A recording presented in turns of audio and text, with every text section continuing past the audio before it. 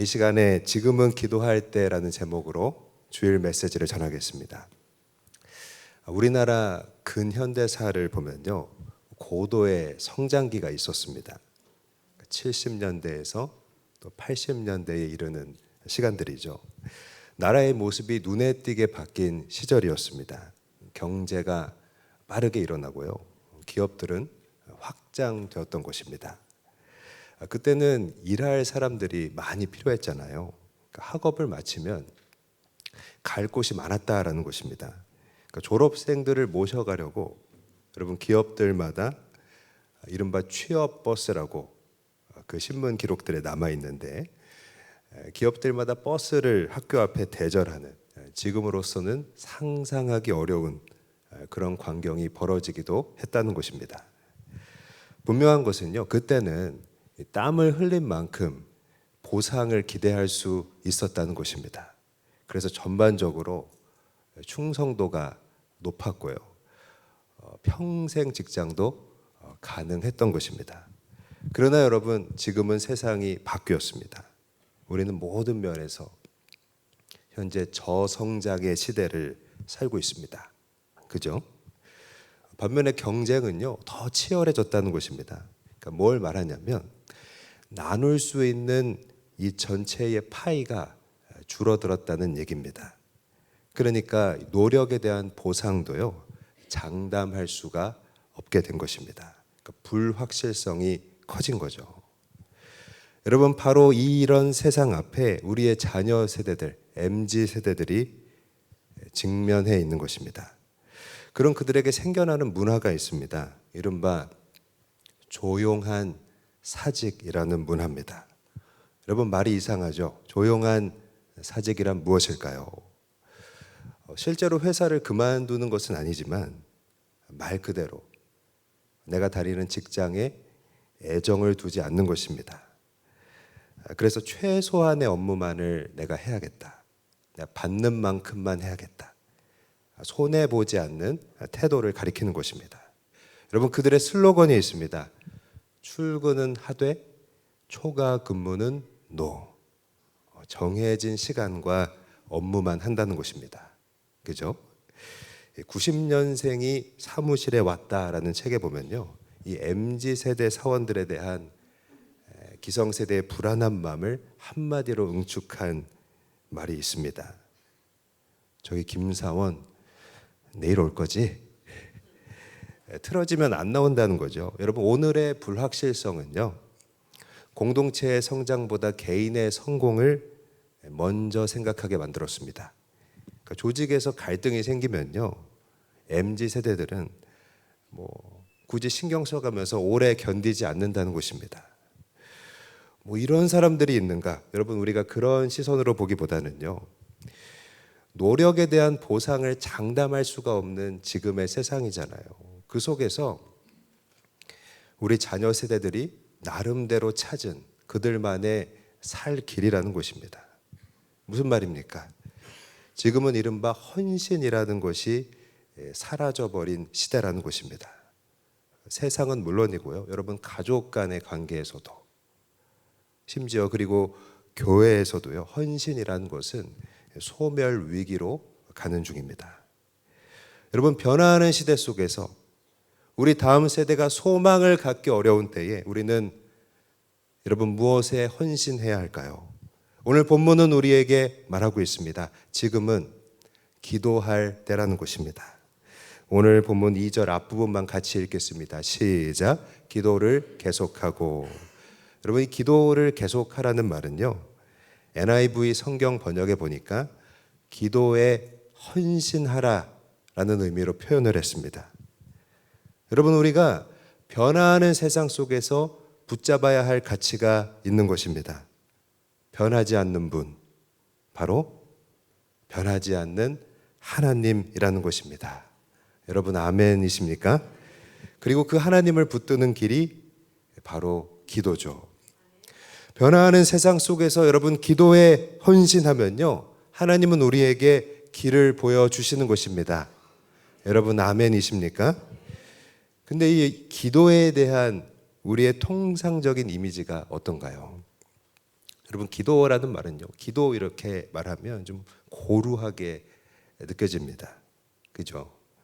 무슨 수련하는 것 같고 때로는 돛 닦는 것 같은 그런 고행하는 것 같은 이미지입니다. 그도 그럴 것이 기독교가 아닌 다른 종교에도요, 이 기도라는 게 있다는 것입니다.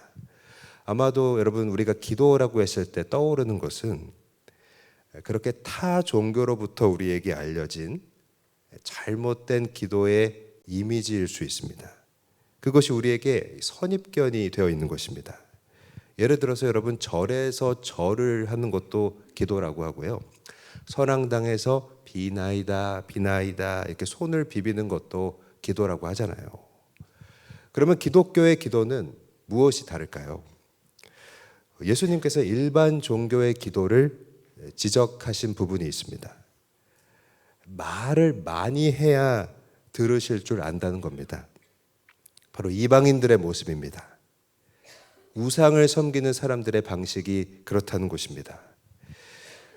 기도는 이른바 이 비나이다 비나이다를 반복하고 무릎이 해질 정도로 일어났다 엎드렸다를 반복하는 그런 치성과는 다른 것입니다. 여러분 치성이라는 말은 공들인다라는 얘기잖아요. 소원 만족을 위한 노력입니다. 그러니까 내 노력이 내가 오래 기도하고 절 많이 하면 신을 감동시킨다고 생각하는 것입니다. 그러나 하나님께는요, 여러분 이런 치성이 필요 없다는 것입니다. 왜냐하면 하나님은요, 우리에게 필요한 것을 이미 다 알고 계시기 때문입니다. 여러분 아멘이십니까? 왜냐하면 그는 우리를 만드셨고요, 우리에 대해서 세상에서 가장 잘 아시는 우리 아버지이시기 때문입니다. 예를 들어서 이런 아버지와 자녀로서의 그 관계를 아주 잘 활용하는 사람이 있는데 우리 딸인데 그의 대표적인 전략이 하나 있습니다. 저희 딸이 평소에 숙제를 제대로 안 하고 농땡이 치다가 반드시 걸리게 됩니다. 왜냐하면 선생님한테 전화가 오거든요. 그래서 부녀 간의 그 분위기가 안 좋아진 지 얼마 안 됐을 때의 상황입니다.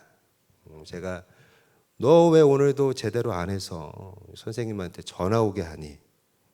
그러니까 서로 골이 깊어질 수 있는, 부녀 간의 사이가 멀어질 수 있는 상황이잖아요. 근데 우리 딸은 담대한 것입니다. 그렇게 그런 일이 있는지 얼마 안 되고 나서도 아빠가 이거 해주면 안 돼? 제가 제대로 따라할 수는 없는데 그 말투와 표정이 있습니다. 그러니까 그래도 난 변함없이 당신의 딸이라는, 아무리 그래도 나는 당신의 딸이라는 사실이 변하지 않는다는 확실한 믿음의 표정과 약간의 애교와 그 부탁이 섞인 그 어조에 제 마음이 스르르 녹습니다. 그래서 정말 바보같이 그 해달라는 걸 또 해주고 사달라는 걸 또 사주게 되는 것입니다. 여러분 기독교의 기도는요, 말하자면 하나님과의 관계를 이어가는 것이고요, 그분에 대한 우리 마음을 표현하고 전달하는 것입니다. 무엇보다 하나님은요, 우리가 당신 앞에 기도로 나오기를 기다리고 계시는 것입니다. 그렇다면 어떻게 억지로 기도하는 것이 아니라 인격적이고 또 자발적인 기도를 할 수 있을까요? 자발적인 기도를 위해서 우리는 첫 번째로 감사함으로 기도해야 하는 것입니다. 오늘 2절 말씀 같이 읽겠습니다. 시작. 기도를 계속하고 기도에 감사함으로 깨어 있으라. 여러분 기도에 감사함으로라는 말씀은요, 감사함으로 기도하라는 겁니다. 다시 말하면 감사를 우리 기도의 원동력으로 삼으라는 것입니다. 그러면 여러분 감사로 안 하는 기도는 무엇일까요? 의무와 억지로 하는 기도라는 것입니다. 예를 들면 여러분 콜센터라는 곳을 아시죠? 많은 그 상담원들께서 영업을 위하여 일하는 직장이잖아요. 제가 알아본 바로는 하루에 무작위로 채워야 하는 그 콜 수가 그 직원마다 다 할당된다고 합니다. 그러니까 억지로 의무적으로 하게 될 때가 있는 것입니다. 그래서 그 통화 하나하나가 물론 일 때문에 하는 것이지만 스트레스가 될 때가 많은 것입니다. 무슨 말이냐면 여러분, 기도를 해야만 하는 숙제나 고된 훈련 이런 것들로 접근을 하면요, 기도를 억지로 하게 되고요, 쉽게 지치고 만다는 것입니다. 반면에 제 경험 속에 얘기를 하나 들려드리겠습니다. 제가 결혼하기 전에 버스를 타고, 그러니까 당시 이제 교제하고 있었던 지금의 제 그 와이프와 이제 버스를 타고 와이프가 다니는 학교에 데려다 준 적이 있었습니다. 먼 거리였습니다. 혼자 갔으면 굉장히 지루했을 만한 시간이었습니다. 근데 얘기를 하면서 가다 보니까 제가 느낀 것은 시간이 굉장히 빨리 흘러갔다는 것입니다. 여러분, 이유가 뭘까요? 저에게는 그 버스 안에서 그 긴 시간을 보낼 수 있는 동기가 있었기 때문입니다. 그러니까 기도를 계속 할 수 있게 만드는 실질적인 동기부여가 여러분 우리에게 있어야 하는데요, 그것이 바로 감사라는 것입니다. 여러분, 우리의 기도의 동기가 의무나 고행이 아닌 감사가 되어야 하는 것입니다. 그러면 여러분, 우리는 무엇을 감사하며 기도해야 할까요? 먼저 미리 감사해야 하는 것입니다. 여러분, 일이 잘 풀린 다음에 하는 감사는요, 쉽잖아요. 누구나 할 수 있는 것입니다. 하지만 중요한 것은 우리 대부분의 삶은 언제나 일이 잘 풀려 있지만은 않잖아요. 우리는 그 과정 중일 때가 많다는 것입니다. 그래서 미리 감사가 중요합니다. 여러분, 미리 감사가 무엇인가요? 하나님의 뜻이 이루어질 것을 확신하면서 고백하는 감사라는 것입니다. 참고로 마가복음 11장 24절 같이 읽겠습니다. 시작. 그러므로 내가 너희에게 말하노니 무엇이든지 기도하고 구하는 것은 받은 줄로 믿으라. 그리하면 너희에게 그대로 되리라. 아멘. 여러분, 성경에 보면 다니엘이라는 인물이 나옵니다. 다니엘은요, 미리 감사를 실천한 대표적인 인물이라는 것입니다. 다니엘은요, 우리나라가 일본의 식민지로 있었던 것처럼 포로 생활을 하고 있었습니다. 그러니까 신앙의 자유가 없는 상태였습니다. 우리나라도 그 신사참배를 강요받았던 것처럼요. 이윽고 다리오 왕, 당시에 그 다니엘을 지배하고 있었던 다리오 왕이 명령을 내리는데요, 다리오 왕 외에 다른 신에게 기도를 하면 사자굴에 던져 넣겠다라는 금령이었습니다. 다니엘 6장 10절을 참고로 한번 읽겠습니다. 시작. 다니엘이 이 조서에 왕의 도장이 찍힌 것을 알고도 자기 집에 돌아가서는 발발에 올라가 예루살렘으로 향한 창문을 열고 전에 하던 대로 하루 3번씩 무릎을 꿇고 기도하며 그의 하나님께 감사하였더라. 다니엘은요, 이 조서에 왕의 도장이 찍혀 있는 것을 알고도 어떻게 했습니까? 자기 집에 돌아가서 늘 하던 대로 하루에 3번씩 무릎을 꿇고 기도하면서 그의 하나님께 감사했다는 것입니다. 여러분, 이것이 바로 다니엘의 미리 감사입니다. 그러니까 사자굴에서 살아나온 다음에 한 감사가 아니잖아요. 사자굴에 들어갈 것이 뻔한 그런 상황 속에서 먼저 감사했다는 것입니다. 여러분, 뭘 의미한다고 생각합니까? 결과에 상관없이 하나님의 주권에, 하나님이 나의 하나님 되심에 감사하는 것입니다. 내가 믿는 하나님께 감사를 올려드리는 것입니다. 여러분, 그런 다니엘의 대표적인 고백이 무엇인가요? 그리 아니하실지라도입니다. 그리 아니하실지라도 나는 하나님만 섬긴다는 것입니다. 여러분, 우리가 이렇게 하나님의 주권에 감사하면요, 모든 상황 속에서 담대해지고요, 그죠? 더욱 그분을 의지하게 되고요, 기도를 붙들게 되는 것입니다. 배우 정혜영의 남편이자 가수인 션이 있습니다. 그는 매일 아침에 기도로 하루를 시작한다고 합니다. 특별히 그에게는 하나의 습관이 있는데요. 아직 일어나지 않은 일들에 대해서 미리 감사한다는 것입니다. 특히 잘 알려진 것처럼 션은요, 누군가를 돕는 일에 대해서 사명이 있는 사람이잖아요. 그래서 이렇게 기도한다고 합니다. 오늘도 누군가에게 도움을 줄 수 있는 그런 기회를 나에게 주실 줄 믿고 하나님 감사드립니다. 미리 감사를 하는 것입니다.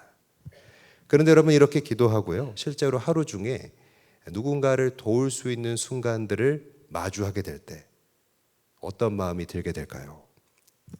바로 이것이 하나님의 인도하심이라는 것을 확신하게 되는 것입니다. 왜냐하면 기도했기 때문입니다.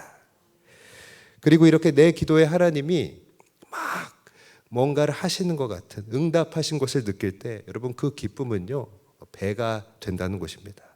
더욱 기도할 수 있는 재미, 더욱 기도할 수 있는 동력이 생기는 것입니다. 이게 말하자면 기도하는데 우리에게 주어지는 상과 같은 것입니다. 하나님, 내 기도 들으시고 계셨네? 그런 것들을 알 수가 있는 것입니다. 그게 비록 여러분 작은 일일지라도요, 우리 삶 속에서 경험될 때 신나고 힘이 나는 것입니다. 사랑하는 여러분, 기도는요, 아이고 또 기도해야 되네, 그렇게 단순하게 나를 채찍질하는 것이 아닙니다. 미리 감사하면요, 우리 기도를 기복적인 간구로부터 이거 해주셔야죠, 이거 주십시오, 해주셔야죠 하는 그런 요구들로부터 깊은 하나님과의 인격적인 교제로 변화시킬 수 있는 것입니다. 미리 감사한 것들을 우리 삶에서 여러분 발견하게 될 때 기쁨과 힘이 생기고요, 더욱 우리는 기도의 자리를 기대하게 되는 것입니다. 사랑하는 여러분, 감사함으로 기도하면서 특별히 미리 감사하는 저와 여러분 되기를 바랍니다. 또 우리가 감사로 기도해야 될 것 중에 주의 은혜에 감사해야 된다고 생각합니다. 여러분, 우리는 모두 복음의 빚진 자로서 이 자리에 모여 있습니다. 여러분, 아멘이십니까? 참고로 로마서 1장 14절 같이 읽겠습니다. 시작. 헬라인이나 야만인이나 지혜 있는 자나 어리석은 자에게 다 내가 빚진 자라. 여러분, 왜 우리는 빚진 자일까요? 이것은 복음의 내용인데 내가 구원받기 위해서 한 일이 없고요, 그죠? 오히려 나를 구원하기 위해서 예수님께서 나 대신 벌을 받으셨기 때문입니다. 여러분, 아멘입니까? 성경을 보면요, 그 고통의 일부를 우연찮게 체험한 사람이 있습니다. 여러분, 누굽니까? 그죠? 구레네 시몬의 모습입니다. 그는 길가에서 구경을 하고 있었는데 말하자면 운이 없게도 십자가를 지고 걷게 되었습니다. 얼마나 무겁고 힘겨웠던지요. 여러분, 십자가가 사람보다 크기가 훨씬 크잖아요. 그 무게는 기록에 따르면 100kg가 넘었다라고 전해지는데요. 그러니까 구레네 시몬이 녹초가 될 지경이었습니다. 물론 십자가에 못 박힌 것도 아니고 채찍질을 당한 것도 아니었지만 일정 구간 이 십자가를 등에 지고 가는 것만으로도요, 굉장히 고통스러웠다는 것입니다. 그런데 그런 우리가 져야 할 십자가를, 우리가 당해야 할 채찍질과 죽음을 예수님께서 대신 당하심으로 여러분, 우리는 나음을 얻은 것입니다. 회복되고 구원받았다는 것입니다. 그룹 시인과 촌장의 하덕규 씨를 아시죠? 지금은 이제 목사님이 되셨는데, 하덕규 씨가 부른 가시나무라는 노래가 있습니다. 우리에게는 조성모라는 가수가 리메이크한 곡으로도 잘 알려져 있는데요, 이 가사를 보면 우리 인간의 내면을 잘 드러내고 있다고 생각합니다. 내 속에는 내가 너무도 많아서 당신의 쉴 곳이 없습니다. 내 속에는 헛된 바람들이 가득합니다. 내 속에는 어둠이 많아서 당신이 있을 자리가 없고 내 안에는 슬픔이 많아서 가시나무 숲 같습니다. 여러분, 우리 내면은요, 이 가시나무 숲처럼 우리가 죄에 사로잡혀 있다는 것을 드러내는 것입니다. 그런 우리가 새롭게 되고 여러분 변화의 기회를 얻게 된 것은요, 예수님의 희생 덕분이라는 것입니다. 그리고 여러분 그 은혜를 안다면요, 주님께 감사를 고백해야 하는 것입니다. 여러분, 왜 감사의 고백이 중요할까요?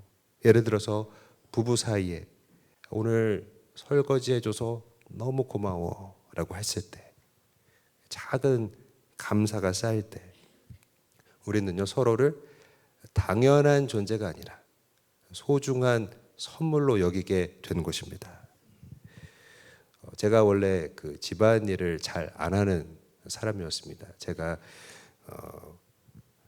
왜 안 했냐면, 저는 이제 뭐 사역하느라 난 바쁘다 뭐 그런 생각이었기 때문에 이거는 난 못한다 그런 생각이었는데, 요즘 뭔가 아주 작은 마음의 감동이 있어서 근데 또 이런 얘기하면 저희 와이프가 걱정을 하는데, 저 매일 설거지하지 않습니다.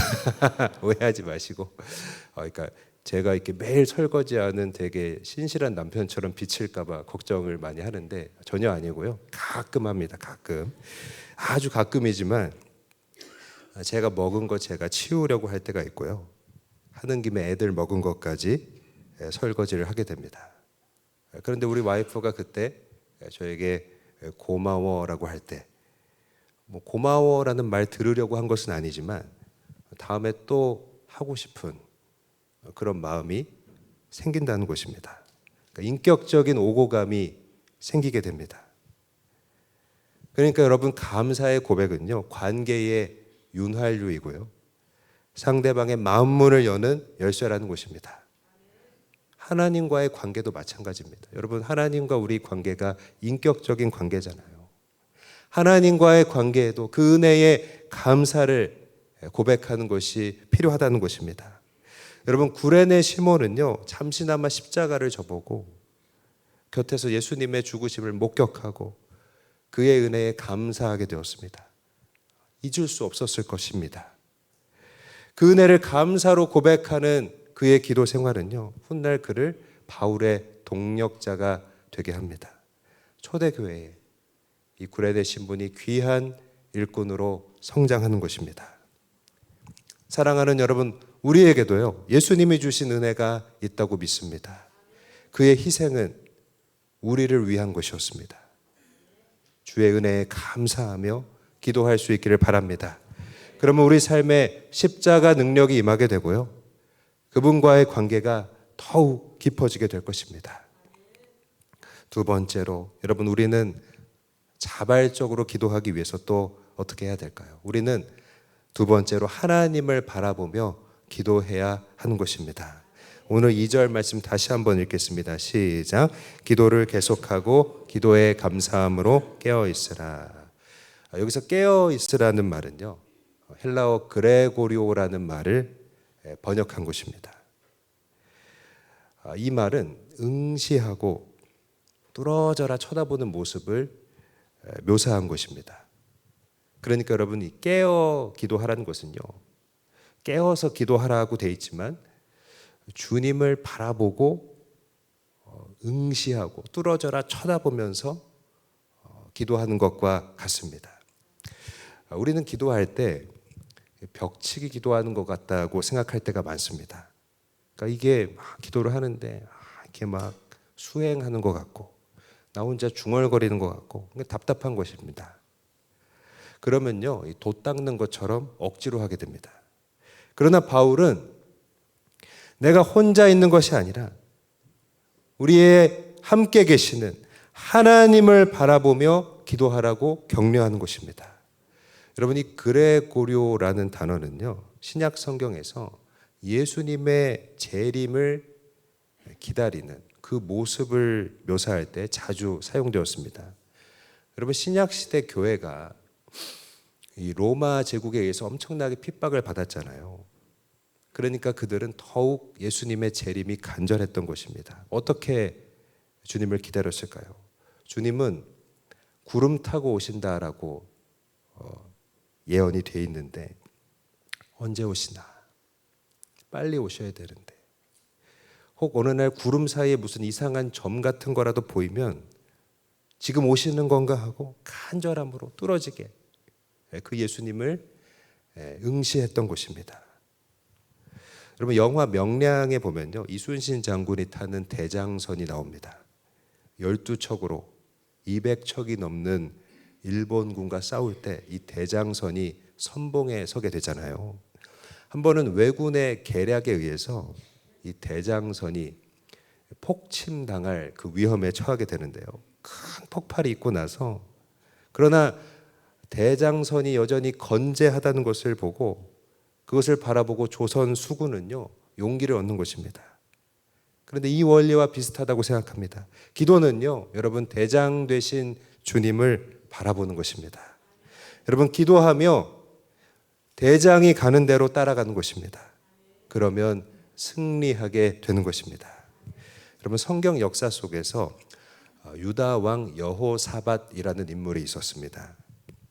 그가 다스릴 때 모압과 암몬의 연합군이 대규모로 침공을 해왔습니다. 나라가 무너질 그런 절체절명의 위기에 몰렸습니다.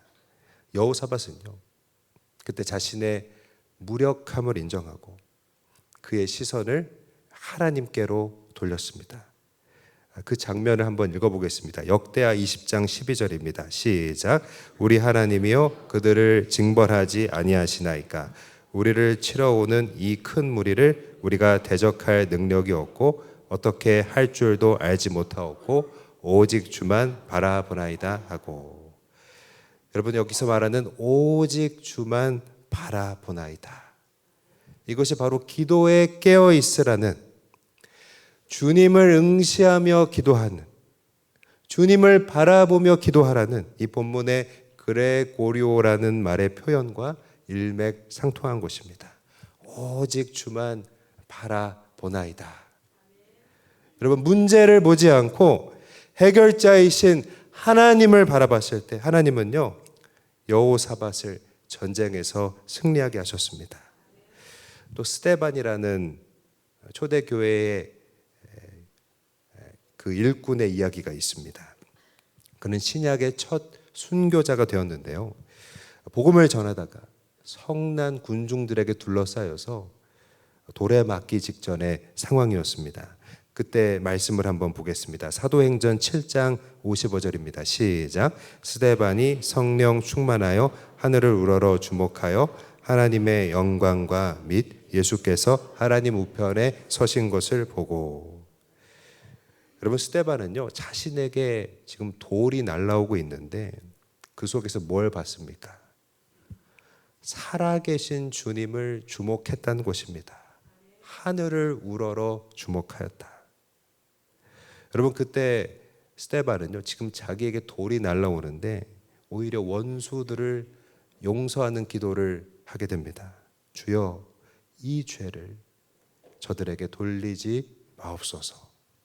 이 말을 하고 죽었다는 것입니다.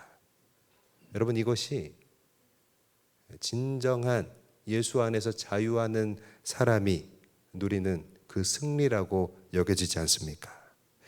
여러분, 여호사밧 왕과 스데반의 일을 통해서 뭘 알 수 있으십니까? 하나님을 바라보면, 그분을 응시하면 지금 나 혼자 이 상황 속에 빠져 있는 것이 아니라 나를 위해 싸우시는 하나님이 계시다는 것을 알게 되는 것입니다. 그러므로 하나님의 존재를 믿고 하나님께 집중하면요, 억지로가 아니라 자발적으로 그분의 도움을 구하게 되는 줄 믿습니다. 우리 하나님을 바라보며 살아계신 주님을 응시하며 기도할 수 있기를 바랍니다. 세 번째로, 여러분, 또 우리가 자발적인 기도를 하기 위해서 어떻게 해야 될까요? 세 번째로, 전도의 문을 열어주시도록 기도해야 한다는 것입니다. 3절 말씀을 같이 읽겠습니다. 시작. 또한 우리를 위하여 기도하되 하나님이 전도할 문을 우리에게 열어주사 그리스도의 비밀을 말하게 하시기를 구하라. 내가 이 일 때문에 매임을 당하였노라. 여러분, 바울이 이 골로새서 편지를 쓸 때에 자유로운 몸이 아니었습니다. 로마의 감옥 안에 갇혀 있는 상태였습니다. 그러니까 복음을 전하러 다닐 수가 없었다는 것입니다. 그래서 바울은요, 이 골로새 교회의 성도들에게 자신을 위해 기도해 달라고 요청하고 있는 것입니다. 특히 하나님이 나에게 전도할 문을 열어주셔서 그리스도의 비밀을 말하게 해달라고 그렇게 기도 부탁하고 있는 것입니다. 여러분, 바울이 고난 중에 있잖아요. 바울이 어려움 속에서 하는 기도를 통해 뭘 배울 수 있습니까? 나의 고난을 사용하여 달라는 것입니다. 나의 상황과 연약함을 통해서 그러나 그리스도의 복음을 말하게 해달라는 것입니다. 목회자들의 목회자이며 목회자들이 가장 존경하는 신학 교수이며 목사인 리차드 포스터라는 분이 있습니다. 그분의 기도라는 고전이 있는데요. 리차드 포스터는 이 기도라는 책에서 기도를 이렇게 정의합니다. 기도는 하나님이 우리를 붙잡으시도록 우리를 내어드리는 과정이다. 그럼 우리를 내어드린다는 게 무슨 말이냐면요, 기도 속에서 주님, 이 고통 속에서 내가 뭘 배우기 원하십니까? 또 내가 누구를 섬기길 원하십니까? 라고 묻는 걸 말합니다. 여러분, 바울이 자기가 묶여있는 상황을 하나님께 내어드렸듯이 우리도 기도하면서 우리 각자의 연약함과 그 부족함을 내어드리게 되는 것입니다. 제가 가끔 교회에서 봉사하시는 분들과 얘기를 나눌 때가 있는데요. 스스로의 연약함과 한계로 인해서 자신감을 갖지 못하는 경우가 많이 있습니다. 그런데 여러분, 저라고 해서 다르지 않고요. 저 역시 마찬가지라는 거예요. 저는 목회자로서 예배를 인도하지만 예배를 인도하고 나면요, 여러분 제 마음이 어떤지 아세요? 항상 부끄러워서 숨고 싶을 때가 대부분입니다. 모르셨죠? 그러나 저는 저의 약함을 통해서 하나님이 목회하시도록 기도합니다. 나는 할 수 없지만 하나님께서 이 목회에 생명을 부어주시도록 기도하는 것입니다. 그러므로 여러분, 나의 약함은요, 저의 약함은 제가 기도하는 주된 통로가 되는 것입니다. 여러분, 사도 바울은 묶여 있어서 뭘 할 수가 없었습니다. 그러나 자신의 그런 상황을 사용하셔서 전도의 문을 열어달라고 기도한 것입니다. 여러분, 우리도 우리의 연약함, 우리가 처한 상황, 우리의 한계를 기도로 하나님께 내어드릴 수 있으면 좋겠습니다. 이 고통을 가지고, 이 상황을 가지고 우리가 하나님 앞에 나오며 그 하나님 앞에 머무는 것 자체가 사실 기도가 되는 것입니다. 왜 그런가요? 리차드 포스터는 그의 책에서 이렇게 이야기합니다. 고난의 기도는 우리가 하나님을 위해서 무언가를 하는 것이 아니라 하나님이 우리 안에서 그리고 우리를 통해서 무언가를 하시도록 허용하는 것입니다. 라고 말하는 것입니다. 여러분, 기도는요, 나를 내어드리는 것이기 때문입니다. 그래서 이 상황을 가지고 나의 연약함을 가지고 하나님 앞에 머무는 것 자체가 기도가 되는 것입니다. 여러분, 제가 기도하면서 늘 느끼는 것이 있습니다.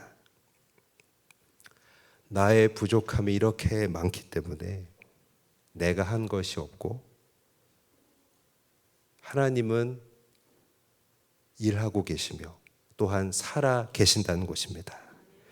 여러분, 나의 연약함을 내어드릴 때 하나님의 일하시는 것을 목도할 수 있습니다. 여러분, 우리의 약함과 고난을 내어드리면서 기도할 때 어떤 열매들이 우리에게 주어질까요? 첫 번째 열매는 생명이 탄생하게 된다는 것입니다. 여러분, 한 알의 밀알이 땅에 떨어져 죽어야 열매를 맺는 법이잖아요. 나의 연약함과 나의 고난과 나의 상황을 기도 가운데 내어드려서 그것을 사용해 달라고 기도하면요, 그것이 다른 사람의 영혼을 살리는 생명력을 발휘하게 되는 것입니다. 특별히 우리는 교회적으로 행축 이끌다를 통해서 이 태신자를 품고 기도하는 여정 속에 들어와 있습니다. 이번 4월 달에는 매주 금요일마다 전도와 영적 전쟁 집회가 시작됩니다. 사랑하는 여러분, 나의 연약함을 내어드려서 나를 사용하여 전도의 문을 열어달라고 기도하는 저와 여러분 되기를 바랍니다. 기도의 열매 두 번째는요, 부활의 소망을 얻게 된다는 것입니다. 여러분, 보통 사람들은 묶여 있으면 막 위축되고 초조하기 마련이잖아요. 근데 바울은요, 오히려 자신의 묶여 있는 상황 속에서 전도의 문을 열어달라고 기도하고 있는 것입니다. 뭘 알 수 있습니까? 고난 중에도 바울에게는 깊은 평안과 기쁨이 임했다라는 증거입니다. 여러분, 제가 아까 이야기했던 스데반도요, 돌에 맞으면서도 그의 모습이 어땠습니까? 사도행전은 천사와 같은 얼굴이었다, 그렇게 보도하고 있는 것입니다. 사랑하는 여러분, 고난의 끝은요, 죽음이 아니라 부활이라는 것입니다. 우리는 내일부터 그 부활 주의를 바라보면서 고난주간 특세를 시작하게 됩니다. 예수님의 길을 따라가는 우리도요, 우리 삶에서 부활 생명이 나타나게 하기 위해서 우리 각자가 예수의 죽음을 짊어지게 되는 것입니다. 사랑하는 여러분, 우리도 우리의 연약함과 상황과 한계를 하나님 앞에 나와 내어드릴 수 있기를 원합니다. 이 상황을 가지고, 이 고통을 가지고 하나님 앞에 나오는 것, 하나님 앞에 머무는 것 자체가 기도가 되는 줄 믿습니다. 그때 여러분, 우리 각자의 상황 속에 맞는 그 소망을 하나님께서 우리에게 주실 줄 믿습니다. 말씀을 마무리하겠습니다. 여러분, 지금은 기도해야 할 때이며 무엇보다 기도에 헌신해야 될 때입니다. 왜냐하면 변하지 않는 하나님 외에는요, 소망이 없는 시대가 되었기 때문입니다. 특별히 기도는 자발적으로 해야 합니다. 감사가 동기가 됐을 때 우리는 자발적으로 더욱 기도할 수 있습니다. 미리 감사하고 우리에게 주신 은혜를 감사하는 저와 여러분 되기를 바랍니다. 하나님을 바라볼 때 우리는 그분의 지위에 따라서 기도하게 됩니다. 하나님을 바라보면요, 문제는 작아지고 십자가의 능력이 연약한 우리 삶에 임하는 것입니다. 또 우리는 전도의 문을 열어주시도록 기도해야 됩니다. 특별히 우리의 약함까지도 주님이 사용하실 수 있습니다.